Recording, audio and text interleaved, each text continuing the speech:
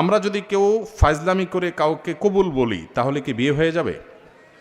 School কলেজে ছেলেফেলেরা অনেক সময় দুষ্টম করে এই কাজ করেন। দেখুন, সালাতুন জিদ্দুহুন্না জিদ্দুন ওয়াহাজলুহুন্না জিদ্দুন, নবী সাল্লাল্লাহু আলাইহি ওয়াসাল্লাম বলেছেন তিনটা কাজ হাসতে হাসতে করলে যা হবে সিরিয়াসলি করলেও তা হবে। এর ভিতরে একটা হলো বিয়ে।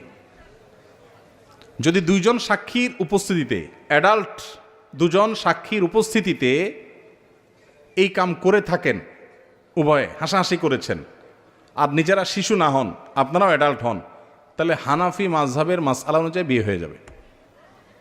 বলবেন হুজুর মোহরটা ঠিক করি নাই, মোহর অটোমেটিক সেট হয়ে যাবে, কিন্তু বিয়ে হয়ে যাবে। খুব জটিল।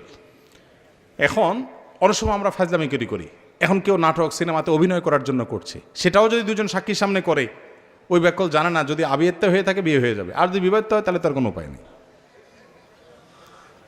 তো শরীয়তের এই মাসালাগুলো নিয়ে তামাশা করা যাবে না, এগুলো সিরিয়াস ইস্যু।